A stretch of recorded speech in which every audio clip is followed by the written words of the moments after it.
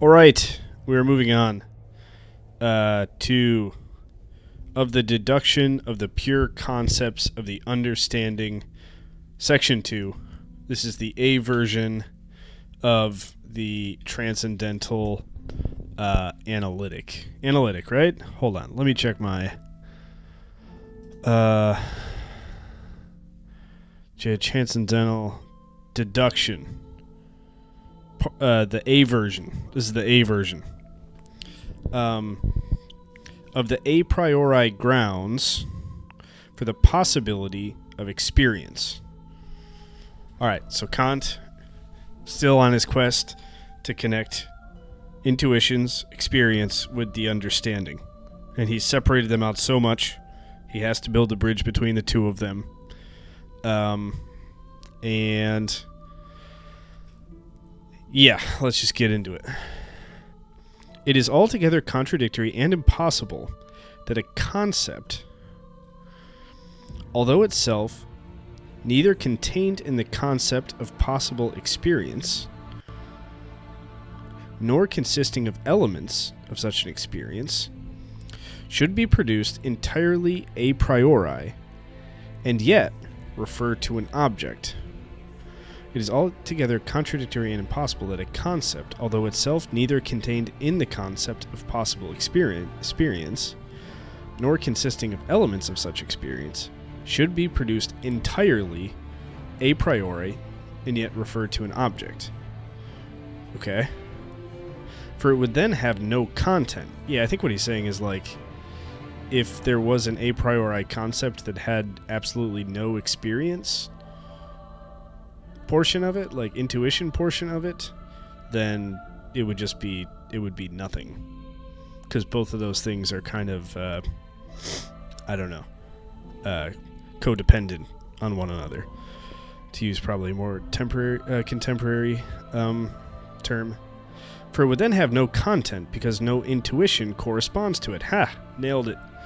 And intuitions in general, through which objects can be given to us, constitute the field or the whole object of possible experience. Experience, right, okay. An a priori concept, therefore, that did not refer to experience would only be the logical form of a concept, but not the concept itself through which something is thought. Okay. Would be interesting, an a priori concept, for the logical form of a concept. If therefore there exist any pure a priori concepts, they cannot indeed contain anything empirical. They must nevertheless all be a priori conditions of a possible experience, for on this ground alone can their objective reality rest. Makes sense. If therefore we wish to know how pure concepts of the understanding are possible, we must try to find out what are the a priori conditions on which the possibility of experience depends. Okay, if therefore we wish to know how pure concepts of the understanding are possible, we must try to find out what are the a priori conditions on which the possibility of experience depends,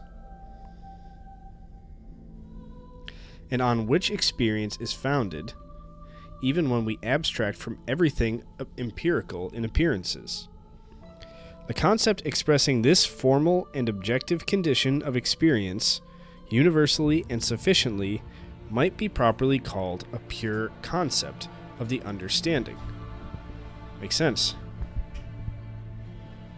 Once we have these pure concepts of the understanding, we can also think up objects which may be either impossible, or which, though perhaps possible in themselves, can never be given in any experience. For in connecting those concepts, something may be omitted which yet necessarily belongs to the conditions of a possible experience. Oh, so if you had like the a pure a priori concept of something, maybe that something couldn't exist because maybe you've forgotten like an essential element of that thing.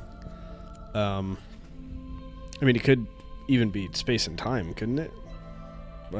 Maybe. Probably not time, because that's internal. So, like, anything that we come up with, even if it is a priori, wouldn't be subject to time. I don't know.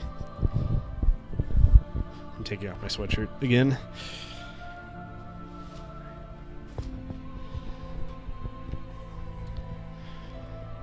For in connecting those concepts, something may be omitted which yet necessarily belongs to the conditions of a possible experience, as in the concept of a spirit. That's interesting. So, like, we can't... Like, if we came up with the pure concept of the understanding of a spirit, we're kind of leaving out something that's necessary for us to actually experience it in the world. Obviously, we can't experience a spirit, so I think that kind of makes sense.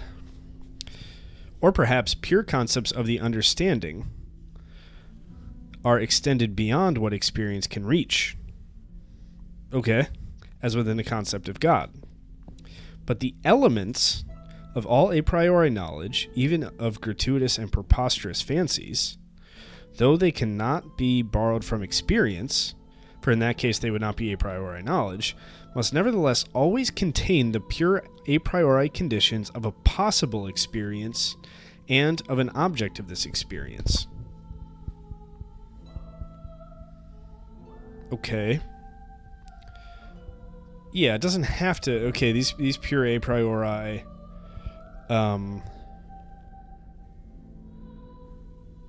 pure a priori knowledge doesn't... It has to be like a possible experience. Okay. And of an object of this experience. Okay. Otherwise, not only would nothing be thought through them, but they themselves, being without data, could never arise in our thought. So I guess what it's saying is, like, I think what it would be saying is, even like our most crazy, not based on experience, and therefore pure a priori thoughts about certain possible experiences, we're bringing in some data from experience for them. Even if we haven't experienced them, otherwise they would have no content whatsoever. Okay. I think that's what they're getting at. Such concepts, then, which contain a priori pure thought involved in every experience, we discover in the categories. Here we go. Categories. Uh-oh. I've actually never read this because I just realized, read the B preface first, and I didn't make it all the way through that. So I never made it to the A preface, actually. And maybe that's why I fell off, because I was watching lectures about the A preface and reading the B preface and being like, what the hell? What the hell's happening? But yeah, I either didn't look up the footnote or misread the footnote. And yeah, that's on me.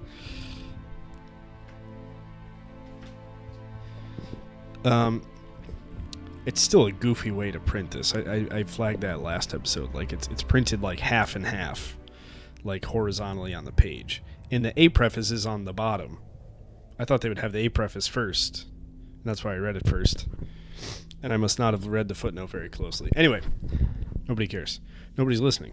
Such concepts, then, which contain a priori the pure thought involved in every experience, we discover in the categories. The pure thought involved in every experience. And it is a sufficient deduction of them and a justification of their objective validity if we succeed in proving that by means of them alone, an object can be thought.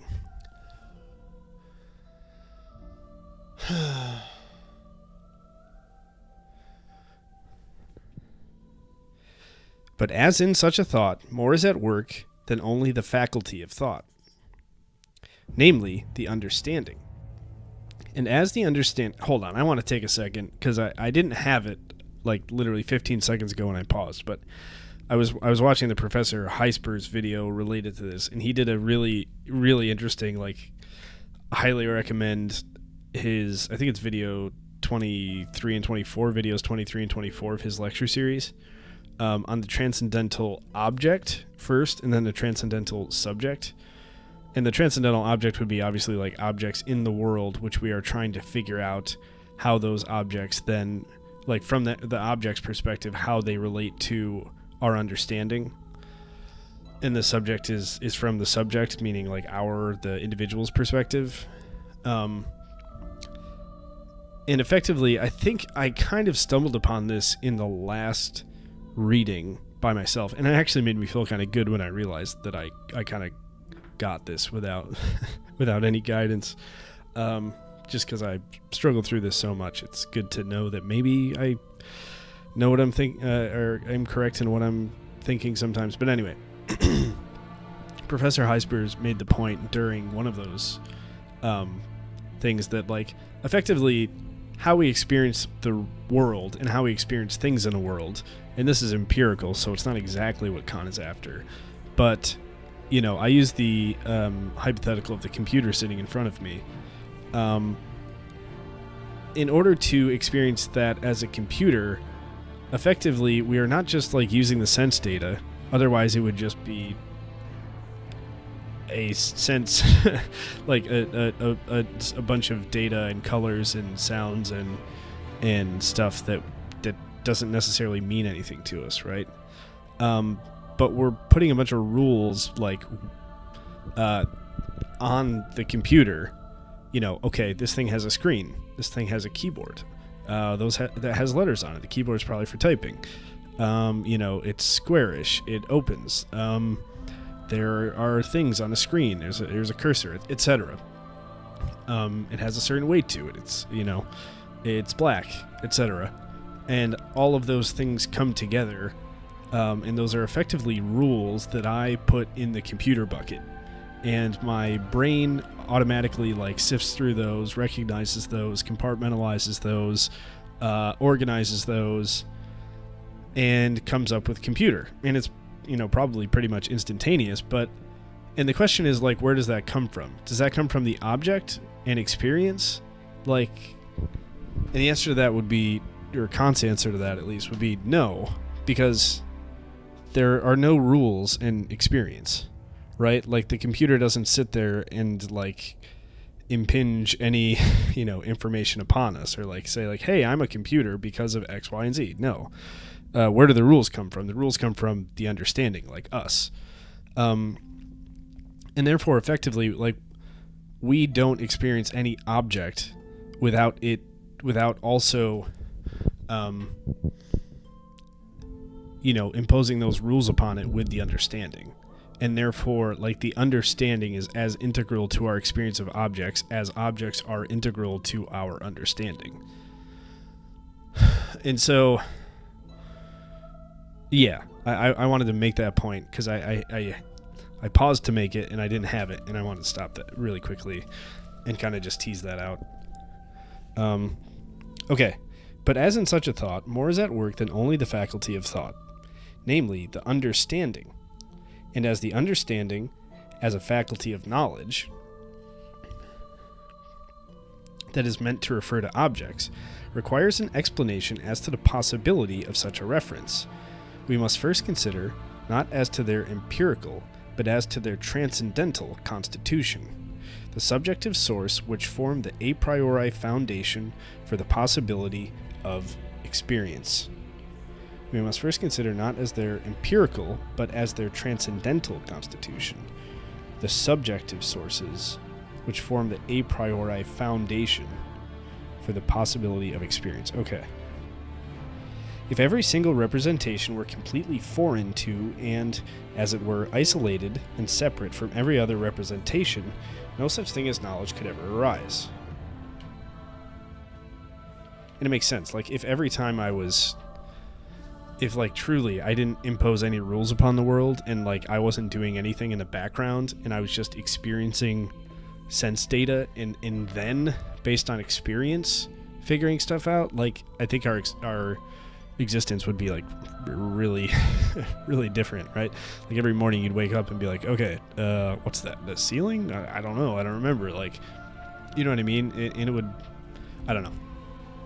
It feels like it makes a lot of sense that a lot is going on in the background, and the rule-making part of our understanding is actually like doing a lot of heavy lifting in defining our experience. Not just we're being presented with things, you know, and our experience is like the end-all be-all of you know, how we experience things, if that makes sense. For knowledge forms a whole of compared and connected representations. Yep, okay. If therefore I ascribe to sense a synopsis, because sense contains a manifold in its intuition,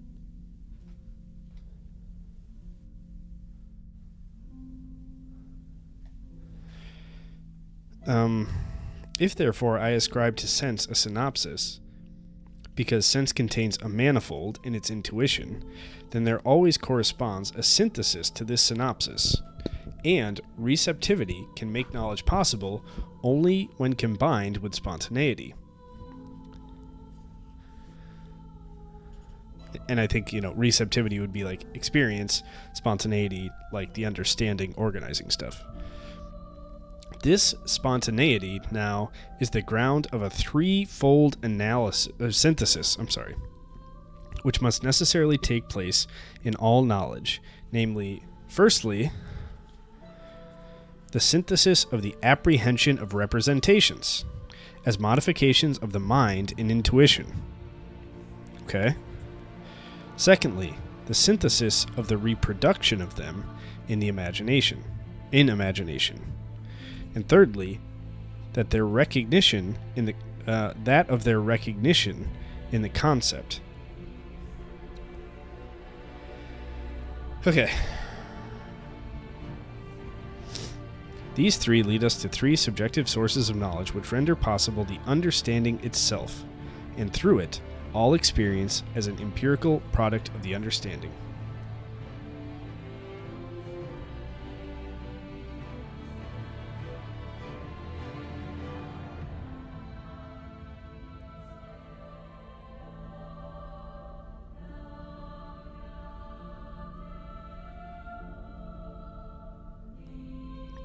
All right.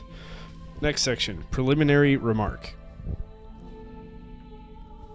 The deduction of the categories is beset with so many difficulties and obliges us to enter so deeply into the first grounds of the possibility of our knowledge in general that I thought it more expedient, in order to avoid the lengthiness of a complete theory and yet to omit nothing in so essential an investigation, to add the following 4 paragraphs with a view to preparing rather than instructing the reader.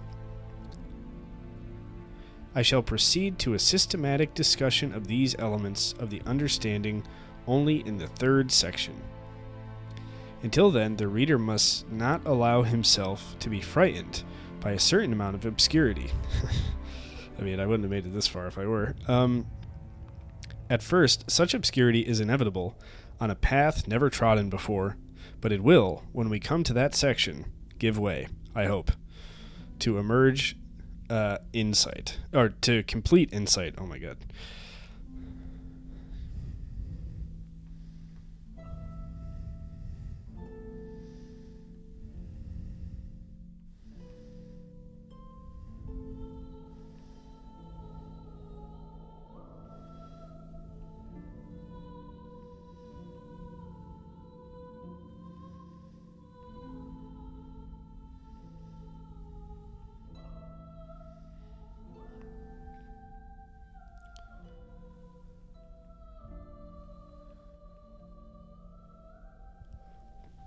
Okay. 1. Of the synthesis of apprehension in intuition. Whatever the origin of our representations may be, whether they be due to the influence of the external things or to inner causes, whether they have arisen a priori or empirically as appearances, Nonetheless, as modifications of the mind, they belong to inner sense. And all our knowledge must therefore finally be subject to the formal condition of the inner sense. All our knowledge must therefore finally be subject to the formal condition of inner sense, namely to time. In time, they are all arranged, connected, and brought into relations. This is a general remark which must serve as a basis in all that follows. Every intuition contains a manifold which could not be represented as such, unless the mind distinguished time in the succession of one impression after another. Okay? For each representation, as contained in one moment, can never be anything but absolute unity. Hold on. Unity was on like the next page. I lost my train of thought. It's that fickle. For each representation, as contained in one moment, can never be anything but absolute unity. In order to change this manifold into a unity of intuition,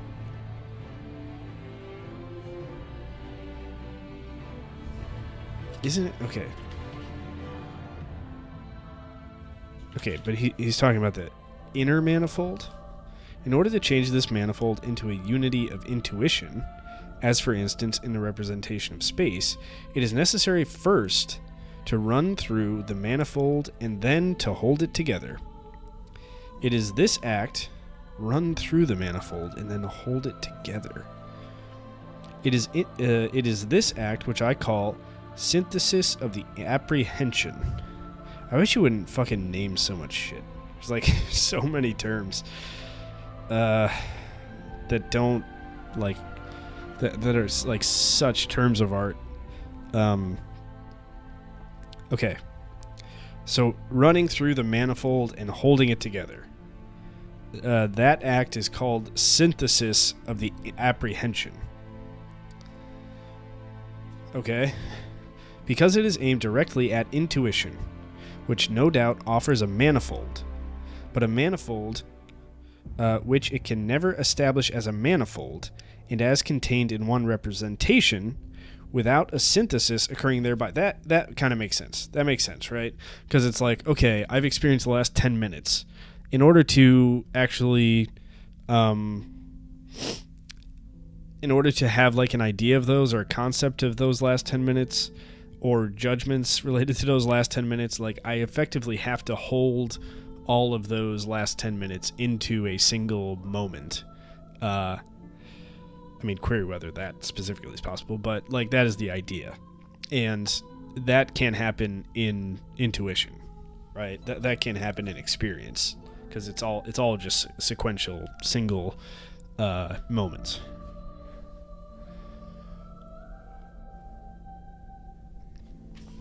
This synthesis of apprehension, okay, that makes sense now, a little bit at least, must also be carried out a priori. That is, with respect to representations which are not empirical. For without it, we should not be able to have a priori the representations either of space or time.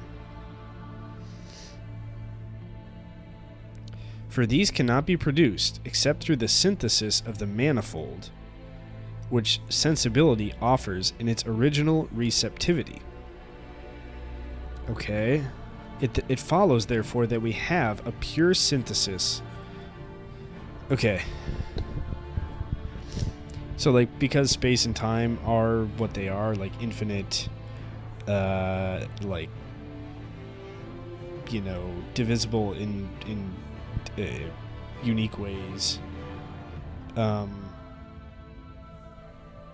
we must have some pure synthesis of apprehension in order to kind of understand those concepts a priori. Okay. 2. Of the synthesis of reproduction in imagination.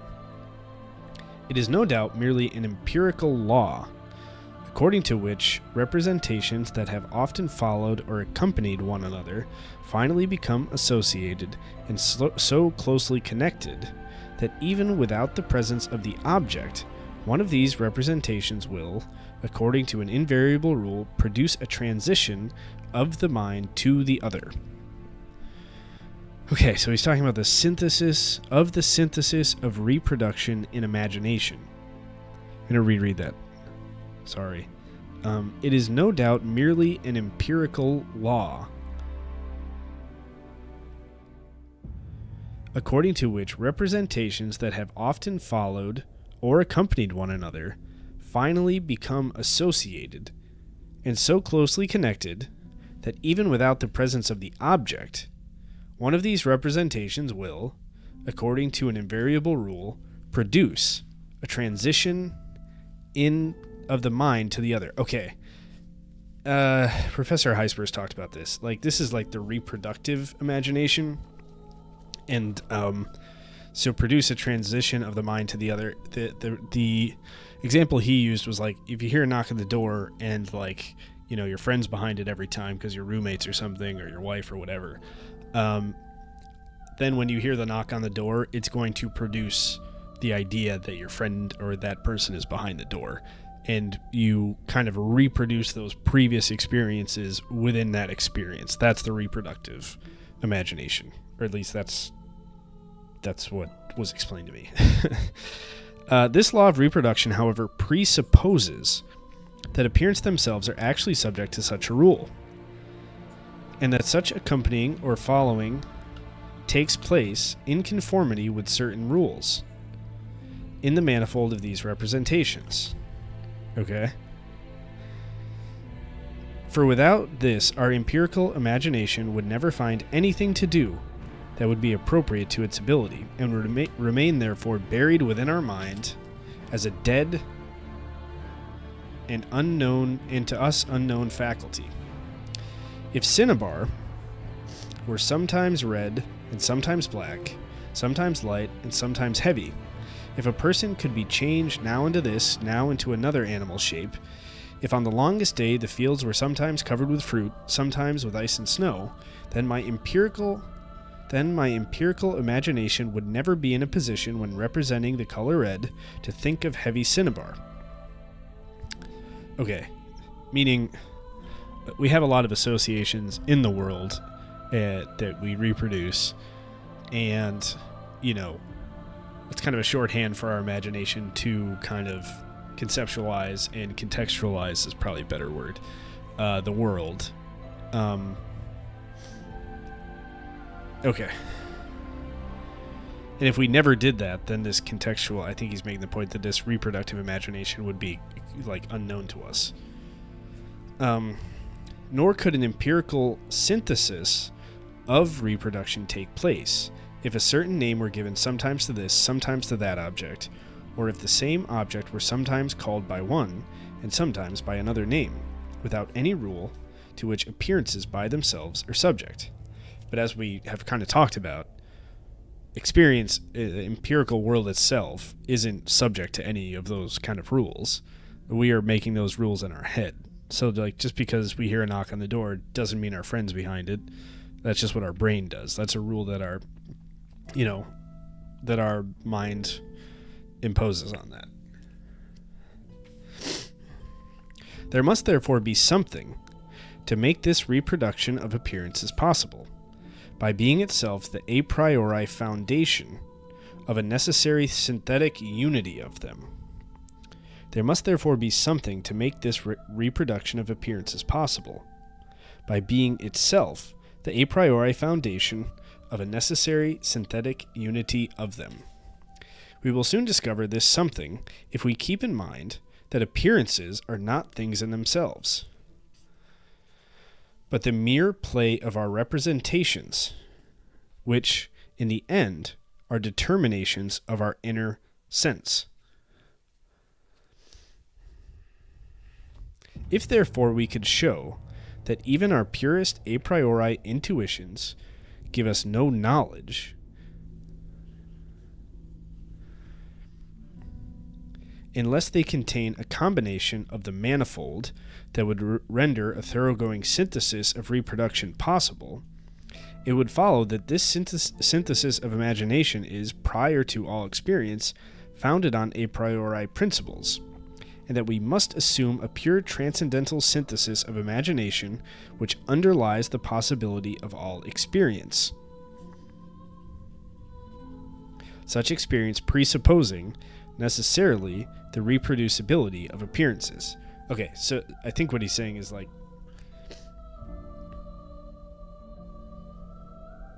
because experience doesn't give us like this knowledge, this reproductive knowledge, then we have to assume that this is, I'm just saying the same thing again, but I think he's making a similar point. I'm just going to read it again. If therefore we could show that even our purest a priori intuitions give us no knowledge unless they contain a combination of the manifold that would render a thoroughgoing synthesis of reproduction possible, it would follow that this synthesis of imagination is, prior to all experience, founded on a priori principles, that we must assume, and that we must assume a pure transcendental synthesis of imagination which underlies the possibility of all experience. Okay, I'm not going to say it again, but I think he's making a similar point. Such experience presupposing necessarily the reproducibility of appearances. Now, if I draw a line in thought, or if I want to think the time from one noon to another, this is my last 10 minutes hypothetical, I think, or only to represent to myself a certain number, it is clear that I must, first of all, necessarily apprehend in thought one of these manifold representations after another.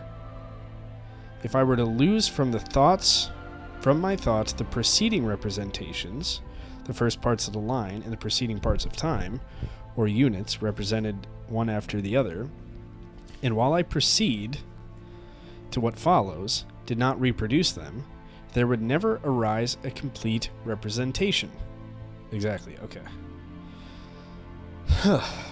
In none of the mentioned thoughts, not even the first and purest fundamental representations of space and time could ever arise within me. That's where he kind of loses me. I get the line hypothetical, but I suppose, like, if we forget what space and time is in our understanding and separate from appearance and experience, by the time we are determining whether it's a priori or what it is as an intuition, if we forgot all that junk before it, we wouldn't... I don't know. Again, this makes kind of empirical sense to me, but I'm not sure how it makes the transcendental sense. The synthesis of apprehension is thus inseparably connected with the synthesis of reproduction. Synthesis, okay. And as the former constitutes a transcendental ground, so the synthesis of apprehension constitutes the transcendental ground of the possibility of all knowledge in general, not only of empirical but also of pure a priori knowledge, it follows that the reproductive synthesis of imagination belongs to the transcendental acts of the mind. We may therefore call this faculty the transcendental faculty of imagination.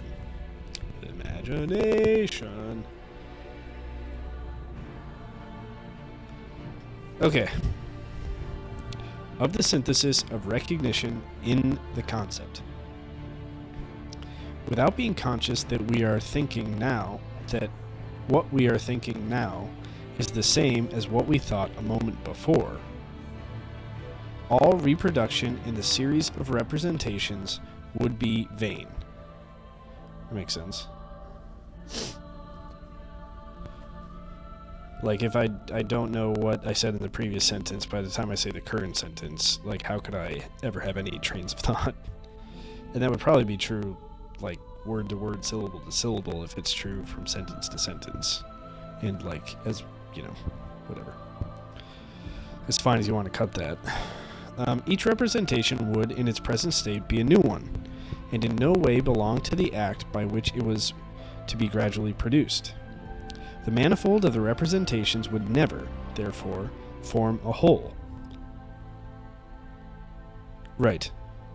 Because it would lack that unity which consciousness alone can impart to it. Yes. So like our experience of this world like would not ever feel like a whole, because we would just be like experiencing individual things as we kind of recognize them and or perceive them. And then we move to the next thing and be like, oh, camera.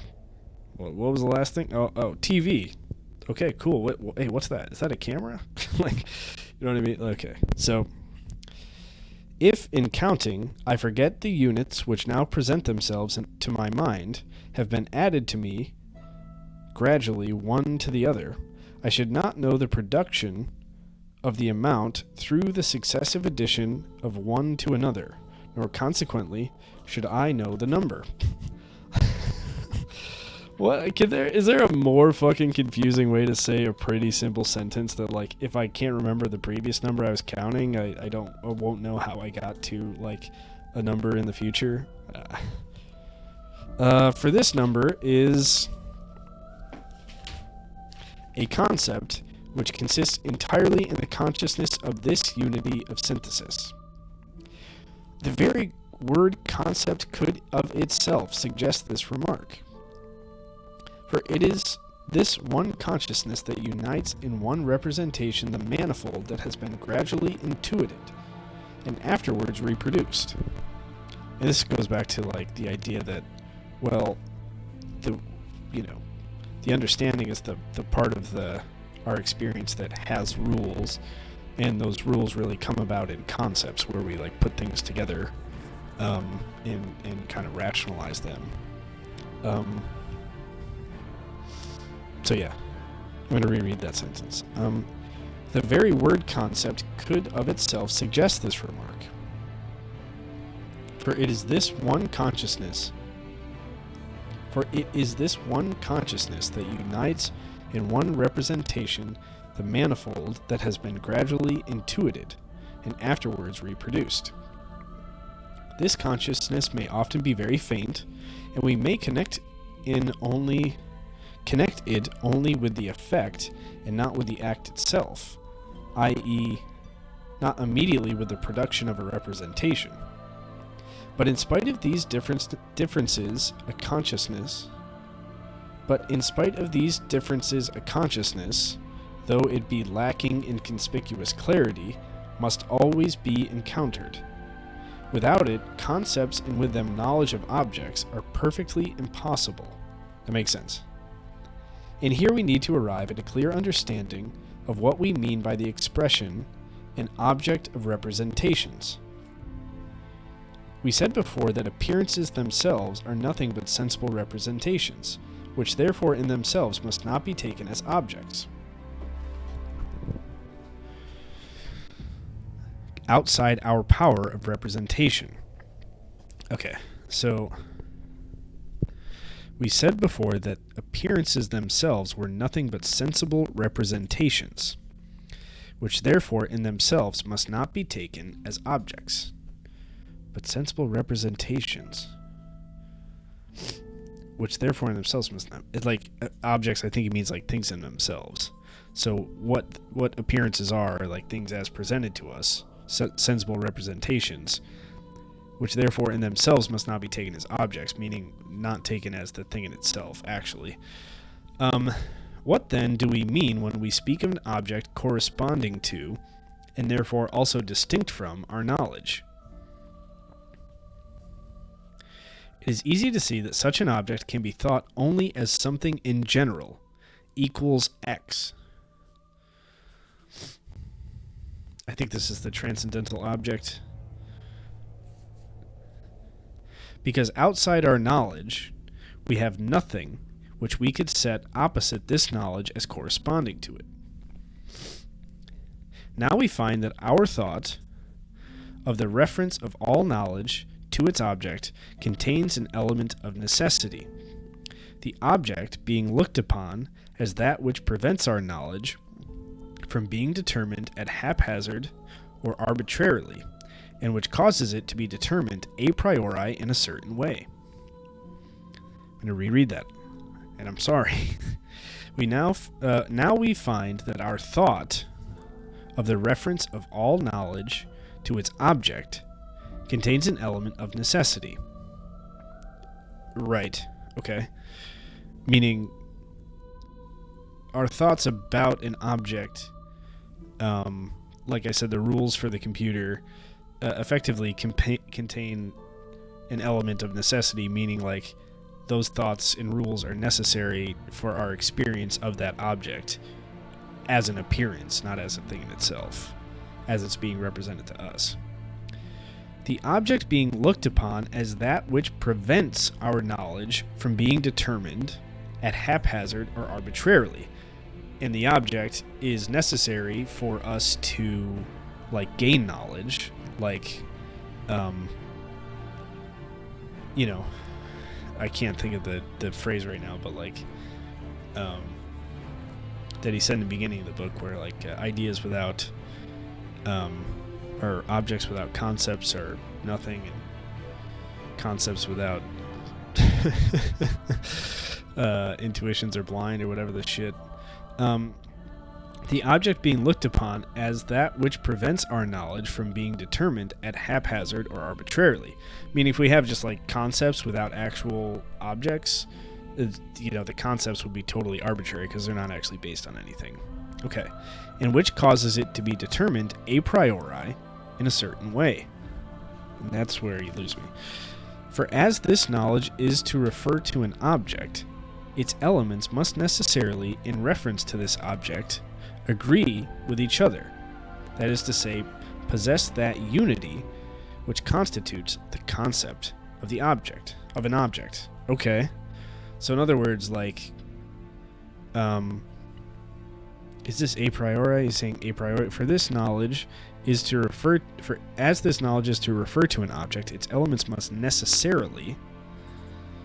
So in order for my rules to apply to the object, the rules that I'm bringing to the object must necessarily apply to objects.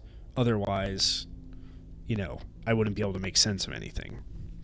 I'd just be bringing useless rules, and if the rules are useless, then I'm just have sense experience and no actual knowledge and concepts, etc.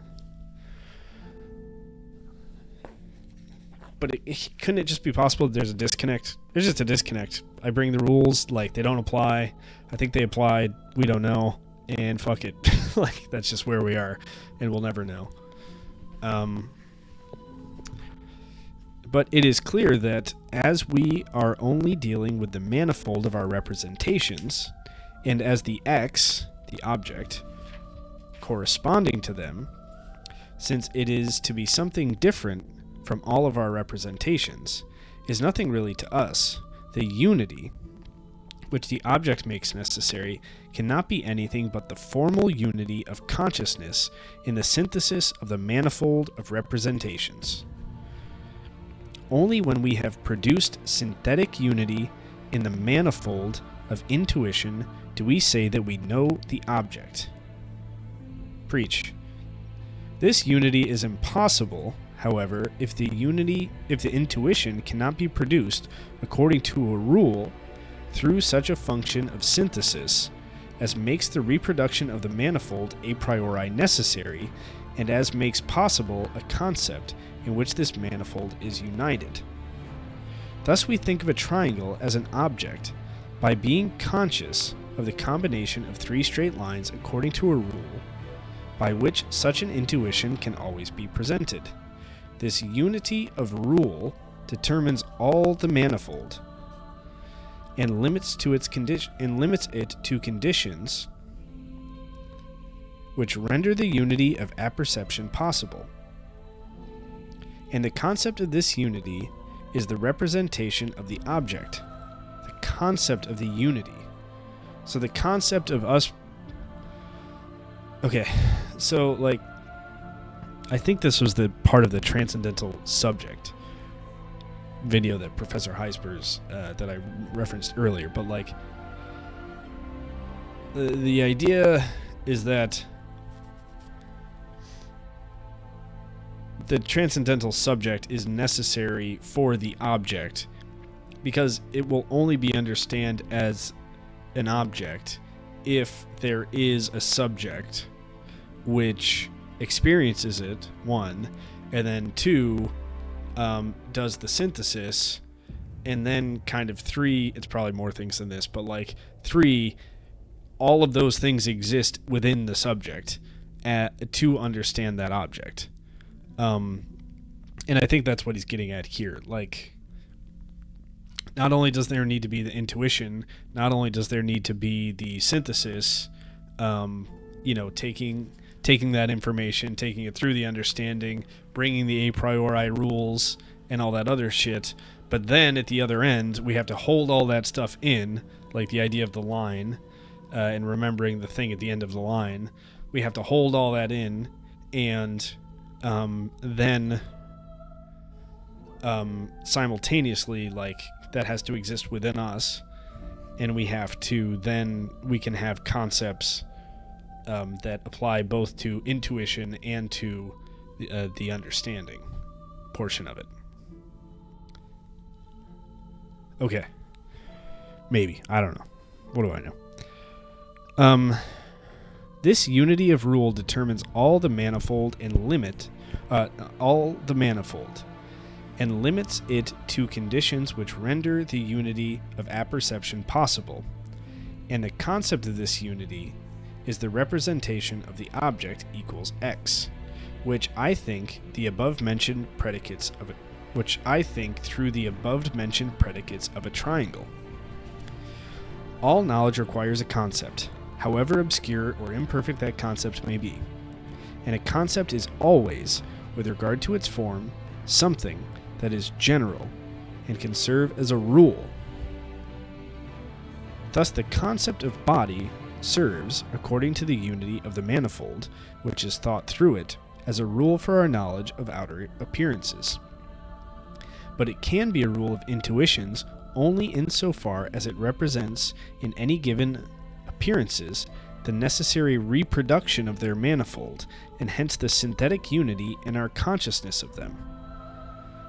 But it can, I'm going to reread that, just rapid fire, but it can be a rule of intuitions, like, sensibility, only insofar as it represents in any given appearances, what is presented to us, the necessary reproduction of their manifold. Okay, meaning we recognize it as a body through intuitions and its appearance.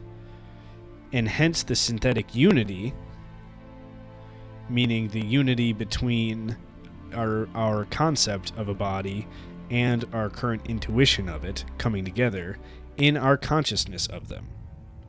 Thus the concept of body, whenever we perceive something outside us, necessitates the representation of extension, with it the representation of impenetrability, shape, etc. Necessity is always founded on a transcendental condition. There must therefore be a transcendental ground of the unity of consciousness. There must therefore be a transcendental ground of the unity of consciousness in the synthesis of the manifold of all our intuitions. What? What? Okay. Necessity is always founded on a transcendental condition. There must, therefore, be a transcendental ground of the unity of consciousness, in the synthesis of the manifold. So a transcendental ground of the unity of consciousness. So I think what he's saying is there must therefore be a transcendental ground of the unity of consciousness, meaning, like, effectively a priori rules in the transcendental subject, meaning me, the thing that is bringing all of these things together, the unity of consciousness. When I synthesize the manifold of all my intuitions, I'm kind of rephrasing this, and therefore also a transcendental ground of the concept of objects in general. And so therefore I have to also bring a priori rules to just concepts in general, qua concept, or qua objects, in order for the unity to kind of fold in concepts with to fold in experience with my concepts. And therefore, again, of all objects of experience, a transcendental ground without which it would be impossible to think of any objects for our intuitions. For this object is no more than that something the concept of which expresses such a necessity of synthesis. Okay, I think that kind of makes sense. Such a confusing way of saying something I feel like he said before. This original and transcendental condition is no other than transcendental apperception. Is that a new one? I think apperception, Professor Gijsbers said that's like your understanding of yourself. So transcendental apperception would be like my understanding of the a priori things that I bring and rules that I bring from the understanding to impose upon objects in order to do my synthesis of the manifold, and then like actually have concepts on the other end of that are useful and at least accurate based on my experience of the world. Oh man, okay. This original and transcendental condition is no other than transcendental apperception. Consciousness of oneself according to the determinations of our state in inner perception is merely empirical and always transient. Consciousness of oneself according to the determinations of our state, right, like consciousness of what I'm thinking and my perception of things is always empirical. It's like, okay, it's like something I'm actually experiencing.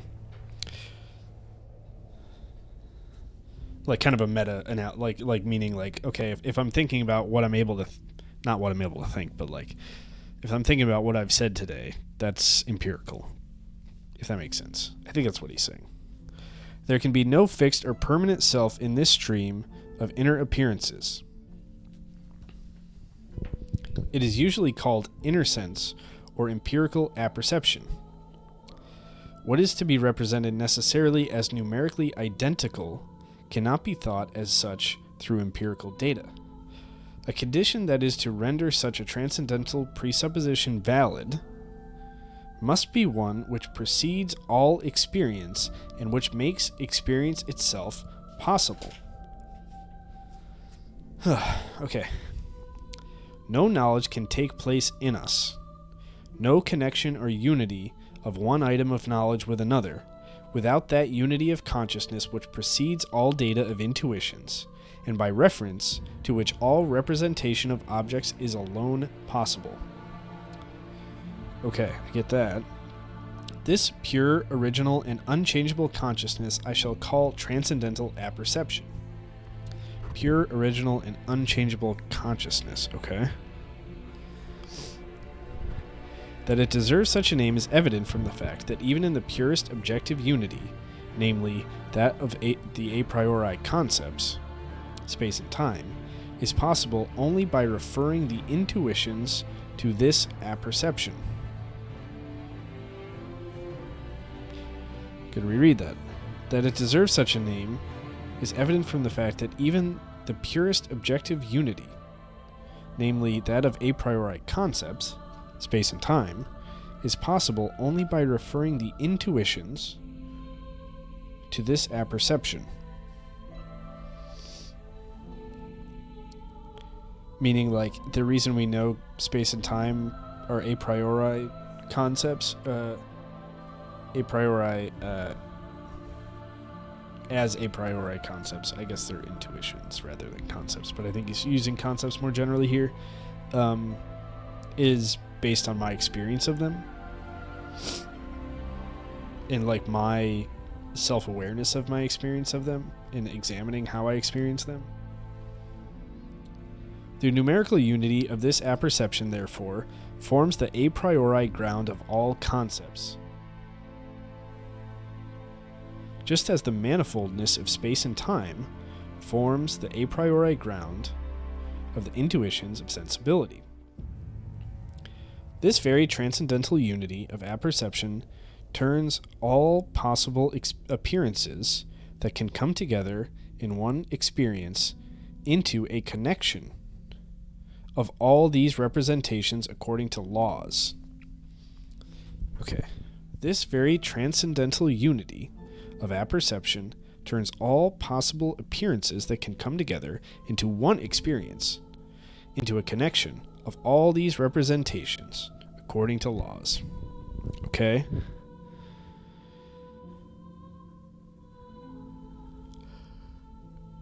Meaning, like, my self-awareness of myself is what I was gonna say. Then I stopped myself because that sounds stupid.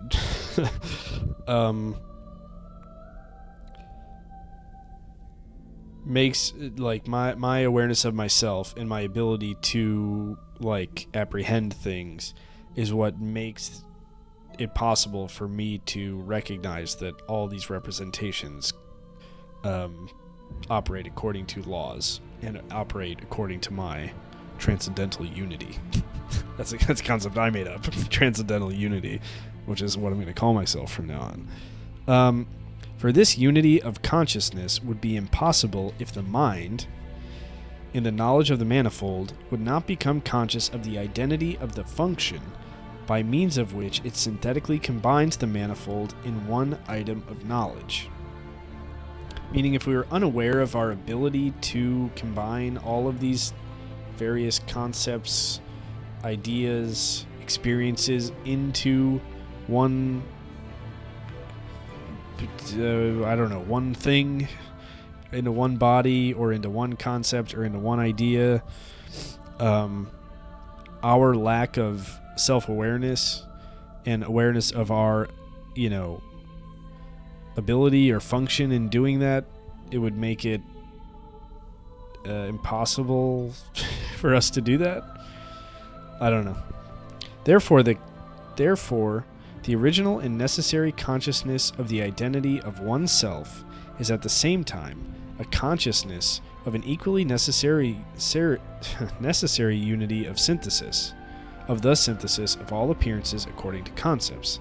That is, according to rules which render these appearances not only necessarily reproducible, but which thereby also determine an object for their intuition. That is, a concept of something in which they are necessarily connected. Okay, meaning, like, our consciousness of ourself allows us to understand the necessity of the reproductive imagination. We talked about, like, the association with those things, but also, okay, I don't know. I think it's kind of what he's getting at generally, but I don't know. Okay, the mind could never think its own identity in the manifoldness of its representations, and indeed think this identity a priori, if it did not have before its eyes the identity of its act, by which it subjects all synthesis of apprehension, which is empirical, to a transcendental unity, and thus renders possible their connection according to a priori rules. Meaning, like, I wouldn't have self-awareness if I wasn't aware of my ability to bring all of this stuff together. Meaning, I don't know, like, to a certain extent, I am my experiences and my, what I'm able to remember and put together in a single moment and at a single point in time.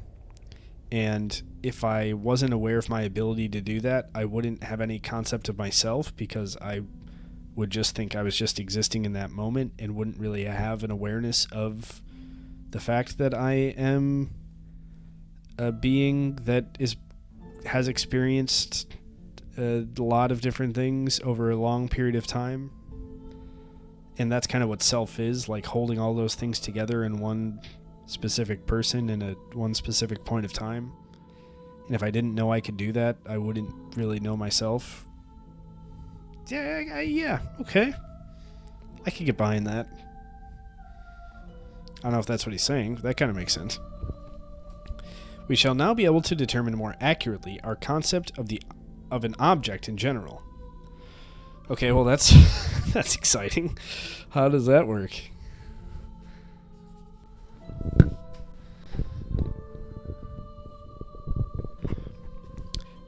All representations have, as representations, their object.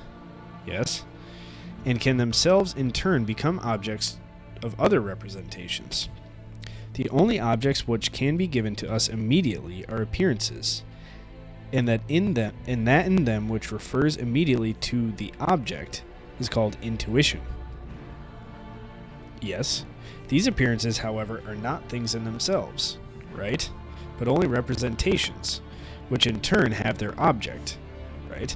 But an object that can no longer be intuited by us, and may therefore be called the non-empirical, that is, the transcendental object. This is the transcendental object.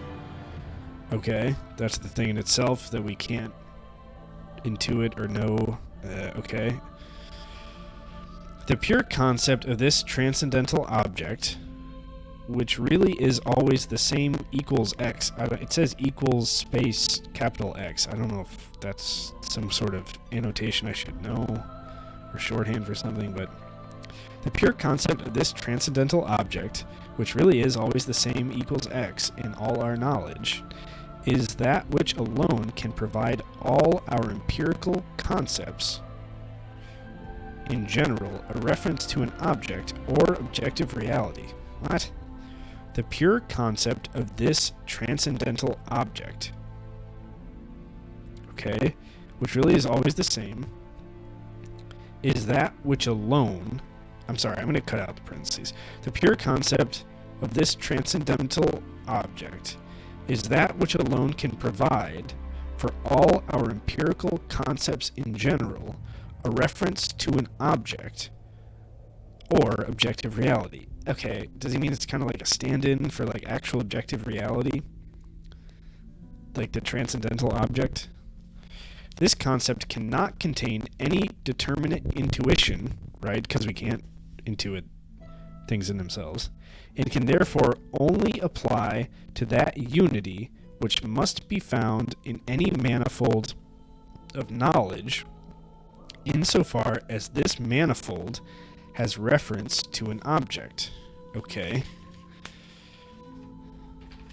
This reference, however, is nothing but the necessary unity of consciousness, and therefore also of the synthesis of the manifold through a common function of the mind which combines it in one representation.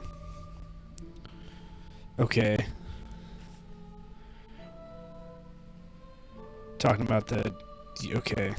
Since this unity must be considered as necessary a priori, again, meaning like to experience an object, we have to not only experience it, but actually have to be able to hold it in the unity of consciousness after a synthesis, and then hold both the experience of the object and the synthesis in the same place, in the same person, in one representation.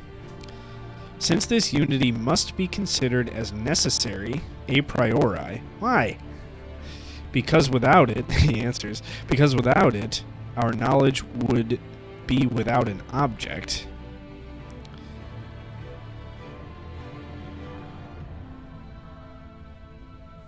Interesting. All right. It's because it's codependent.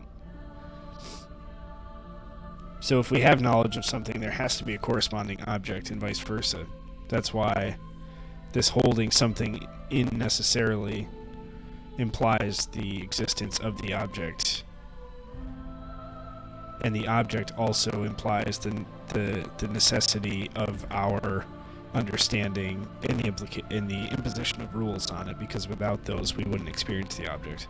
Okay, and it wouldn't be the object as we know it. We may conclude, okay, I'm going to restart this sentence. Since This unity must be considered as necessary a priori, because without it, our knowledge would be without an object. We may conclude that the reference to a transcendental object, that is, the objective reality of our empirical knowledge, rests on a transcendental law that all appearances, insofar as objects are to be given to us through them, must be subject to a priori rules of a synthetic unity of these appearances, by which a priori rules alone, their relation in empirical intuition becomes possible. That is, they must in experience be subject to the conditions of the necessary unity of apperception. Just as much as in mere intuition, they must be subject to the formal conditions of space and time. Okay, that makes sense. Indeed, only through these conditions can any knowledge become possible.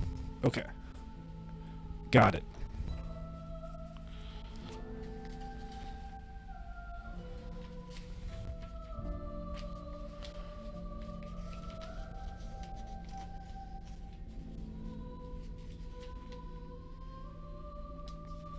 Okay, 4. Preliminary explanation of the possibility of the categories as a priori knowledge.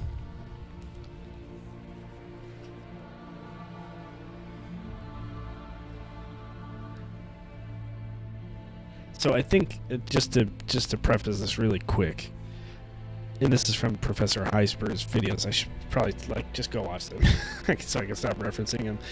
But I think the idea here is Kant kind of established, I don't know, a little while ago in the previous section, not this video, that if we have thoughts about something, like we have concepts or thoughts, whatever, about something, then the categories apply. They apply to things we have thoughts about. And through what we've already discussed, I think Kant is kind of establishing that if we have thoughts or judgments or concepts to which we know the categories apply, then Kant has also established the relationship between the concepts, judgments, etc., understanding, and objects now, experience. And effectively, those are completely codependent. Like, one can't exist without the other. And therefore, it sets up a situation where if we have an experience of something, then we must have thoughts and rules that are brought by the understanding and concepts that are imposed upon them.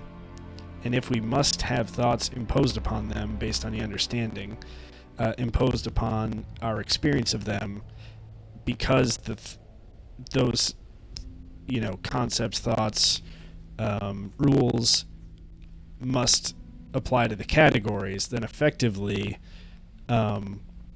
experience must also apply to the categories. I think that's what he's getting at, or going to get at here. Which kind of ties my brain in a bit of a knot, but it kind of makes sense. The biggest hurdle I have is why it's not fresh, well, it's not totally apparent in my mind why the judgments, thoughts, understanding has to apply to the categories. That still seems kind of dubious to me. But yeah. Anyway, 4. Preliminary explanation of the possibility of the categories as a priori knowledge. There is but one experience in which all perceptions are represented as in thoroughgoing and lawful connection, just as there is but one space and one time in which all forms of appearance and all relations of being or not being take place. When we speak of different experiences, then these are only so many perceptions, all of which belong to one and the same general experience. Our experience, okay? This It is the thoroughgoing and synthetic unity of perception that constitutes the form of experience, right? And this unity is nothing but the synthetic unity of appearances according to concepts. Okay. Unity of synthesis according to empirical concepts. Unity of synthesis according to empirical concepts would be altogether contingent. That makes sense. Meaning, like, if our synthesis was just based on perception alone, then it would just be based on experience and therefore contingent. Okay. And if empirical concepts were not founded on a transcendental ground of unity, it would be... And if empirical concepts were not founded on a transcendental ground of unity, it would be possible for a whole crowd... Alright, I had to go get the baby. It is the next day now. I'll edit these together, but if it sounds different or anything, that is why. Or if it seems like, you know, maybe I was on to a thought last night. I only got about maybe 4 hours of sleep. But sure, let's keep going. The a priori conditions of a possible experience in general are at the same time conditions of the possibility of objects of experience. Okay?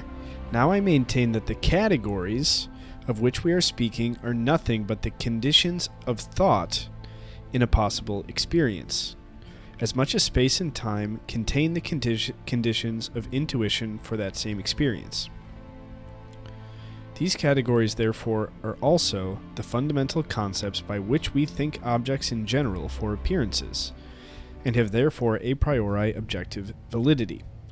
This is exactly what we wish to know. So I think Kant is saying, okay, the form of the thoughts, of the understanding, similar to like the way that space and time are the form of the conditions of experience.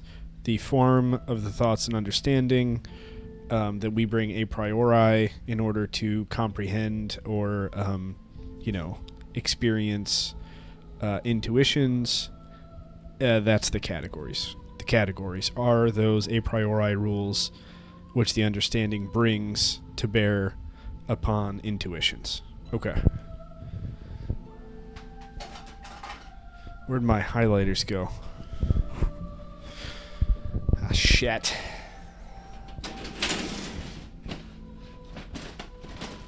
Okay.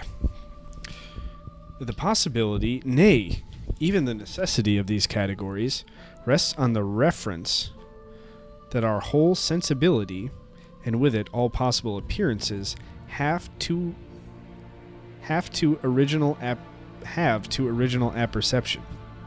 What? The possibility, nay, even the necessity of these categories rests on the reference that our whole sensibility, and with it all possible appearances, have to original apperception.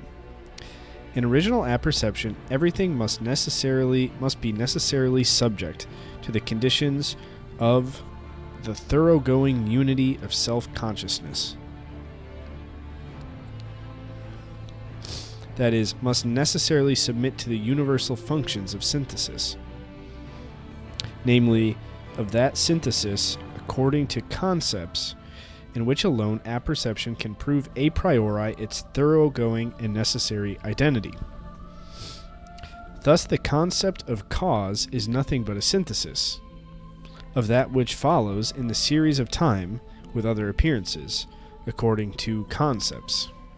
And without such unity, which has its a priori rule, and which subjects appearances to itself, no thoroughgoing and universal, and therefore necessary unity of consciousness would be found in the manifold of perceptions.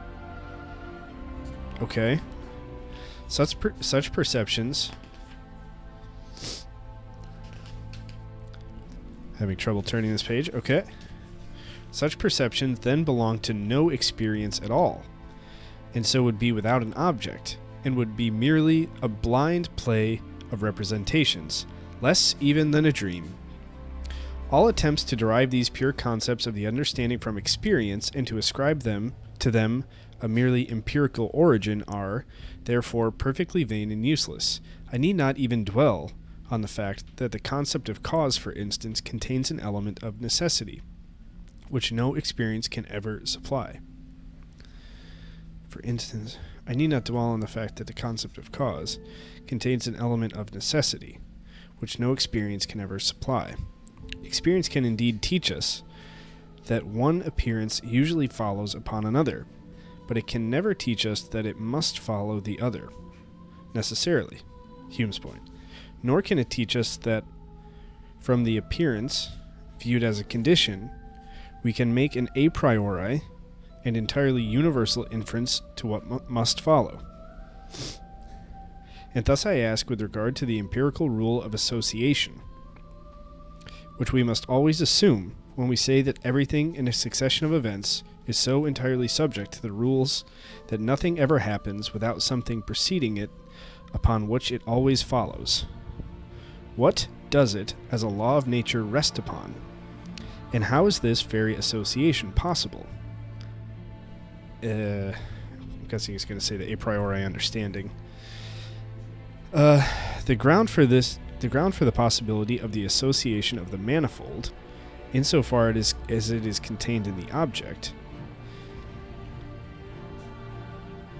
is called the affinity of the manifold. I ask, therefore, how do you make the thoroughgoing affinity of appearances, whereby they stand, nay, must stand, under unchanging laws, comprehensible to yourselves? According to my principles, it is easily comprehensible.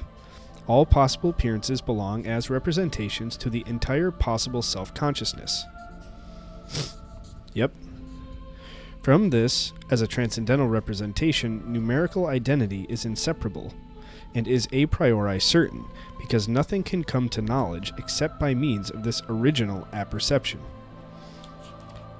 As this identity must necessarily enter into the synthesis of everything manifold in appearances, insofar as this synthesis is to become empirical knowledge. Right, we have to synthesize everything, even empirical knowledge, and therefore that's where we get the rules for these empirical phenomena, I think, is what he's saying. As this identity must necessarily enter into the synthesis of everything manifold in appearances, insofar as this synthesis is to become empirical knowledge, it follows that the appearances are subject to the a priori conditions to which their synthesis of apprehension must always conform. Right. The representation of a universal condition according to which a certain manifold can be posited, and be posited in one and the same manner, is called a rule, and if it must be so posited, a law. All appearances therefore stand in a thoroughgoing connection, according to necessary laws. The representation of a universal condition, according to which a certain manifold can be posited, and be posited in one and the same manner, is called a rule, and must be... Okay. And is that through the synthesis? That's why it's a rule? And if it must be... Okay, I don't know. All appearances, therefore, stand in a thoroughgoing connection according to the necessary laws, and thus stand in a transcendental affinity, of which the empirical affinity is a mere consequence. It sounds no doubt very strange and absurd that nature should have to conform to our subjective ground to apperception, nay, be dependent on it with respect to its lawfulness. What do you want, Bertie? Why are you crying? Cats. It sounds no doubt very strange and absurd that nature should have to conform to our subjective ground of apperception, nay, be dependent on it, with respect to its lawfulness. But if we consider that this nature is nothing but a sum total of appearances, and is not a thing in itself, Right. It's what is presented to us. Therefore, it being contingent upon our apperception and synthesis is not that weird. But if we consider that this nature is nothing but a sum total of appearances, and is not a thing in itself, but merely a multitude of representations of the mind, we shall no longer be surprised that we see nature only in the radical faculty of all our knowledge, namely, in transcendental apperception, in that unity on account of which alone it can be called object of all possible experience, that is, nature. Nor shall we be surprised that for this very reason we can know this unity a priori, and therefore also is necessary. This would be perfectly impossible if the unity were given in itself, and independently of the first source of our thought. In that case, I could not tell whence we should get the synthetic propositions asserting such a universal unity of nature, for they would then have to be taken from the objects of nature themselves. And as this could be done only empirically, we could obtain from it none but a merely contingent unity, right, which would fall short of the necessary connection that we mean when we speak of nature. All right, that brings us to section 3 on page 150. And yeah, we'll pick up there next.